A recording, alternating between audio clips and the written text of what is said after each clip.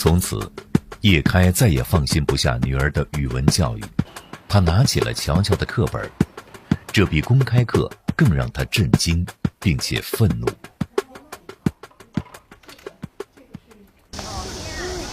在杭州，剧组找到了另一个和语文教材杠上了的人——郭初阳。他曾是一所重点中学的语文教师，5年前告别体制，与友人共创了自己的教学园地阅读馆。2008年，为了给一份教育杂志撰写专栏，郭初阳偶然拿起小学语文课本，一篇课文引起了他的注意，标题是“我选我”。这篇课文我小的时候也上过，这么多年过去了，我重新看这个小学语文教科书，发现他赫然发现他还在那边。我选我，李小新是我们班的劳动委员。前几天他转到别的学校上学了。今天开班会，林老师让大家普选一名劳动委员。突然，王宁站起来说：“我选我。”大家都愣住了。王宁说：“我和李小新是好朋友，他爱劳动，爱集体，我要像他一样热爱劳动，关心集体。”王宁的话刚说完，教室里响起一片掌声。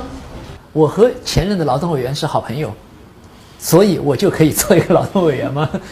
这显然是不足以来支撑这个观点的，对吗？第二，原来那个劳动委员爱劳动，爱集体，我要像他一样爱劳动，关心集体，他只是表了一个姿态，你并没有来证明我是否真的有这个能力来爱劳动和关心集体。然后结尾就是王宁的话刚说完，教室里响起一片掌声。选举就这么简单吗？我们是不是在这个故事中看到了很多，也许他原本就是有权利的人的，他的一种做一个形式。他说：“哦，好了，我们来选举，最后怎么选呢？我选我。”大家掌声通过。升入4年级后，乔乔的语文作业多了一项内容：画好词好句。老师说，这种训练有助于快速提高作文能力，这又难倒了他的父母。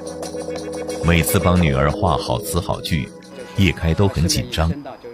这位作家兼现代文学博士分不出哪个词比哪个词更高级，他把画好词好句比作揪树叶，即便你揪下所有的树叶，也体会不到一棵大树的美。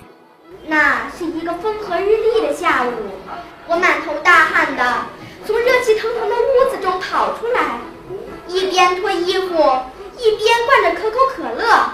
就在这时，意想不到的事情发生了，一股股寒意无端的涌入，似乎像一双双无情无畏的机械手，揪着我上蹿下跳的心房。我觉得它的优点是用的好词好句十分多。你自己感觉呢？语句儿有些就是难以表达的地方，几乎咱们穿衣服，如果要是穿多了，就说直接说我热，然后在作文中就不能说这么的白话，然后就是为什么在作文中就不能说这么白呢？